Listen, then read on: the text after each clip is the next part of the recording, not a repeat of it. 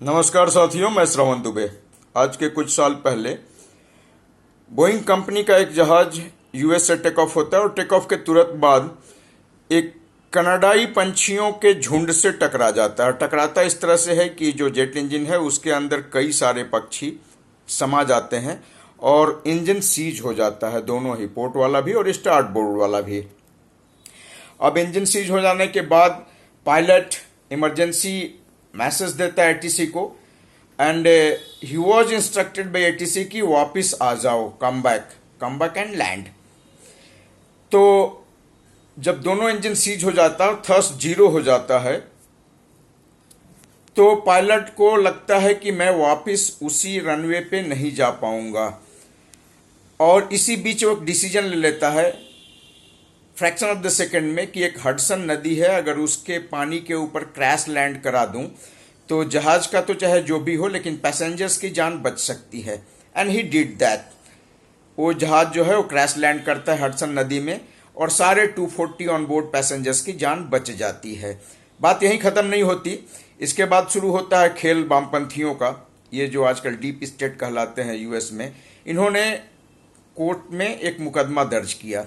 बोला ये जो पायलट है ना, सलेनबर्ग नाम होता है कैप्टन का, ये एविएशन की दुनिया में अपना एक नाम कमाना चाहते थे और इस वजह से इन्होंने एक बहुत बड़ा रिस्क लिया, 240 पैसेंजर्स का जान खतरे में डाल दिया और हडसन नदी में लैंड कराया।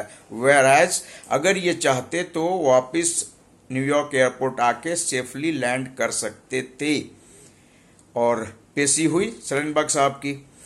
तो जज ने पूछा कि तुमने ऐसा क्यों किया, 240 लोगों की जान इस ठंडे पानी में लैंड करा के क्यों खतरे में डाली? तुमने वापस एयरक्राफ्ट को उसी एयरपोर्ट पे as per the instruction of the ATC land कराने का कोशिश क्यों नहीं किया? तो कैप्टन जो है सलेनबर्ग साहब, वो कहते हैं कि जितना टाइम आपने लगाया मुझसे पूछने के लिए महामहिम, मुझे डिसीजन लेने के लिए उससे आधा मौका मिला था, उससे आधा समय मिला था और मुझे उसी समय में डिसीजन लेना था whether I can reach to the airport और I can save the life of all 240 passengers by crash landing into the river.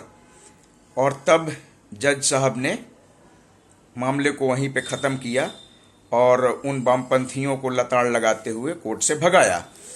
खैर, कहना मैं ये चाहता था कि जो काबुल घोड़ों के लिए प्रसिद्ध है, वहाँ गधे भी तो मिलते हैं। एक कहावत भी है, काबुल में भी गधे पाए जाते हैं।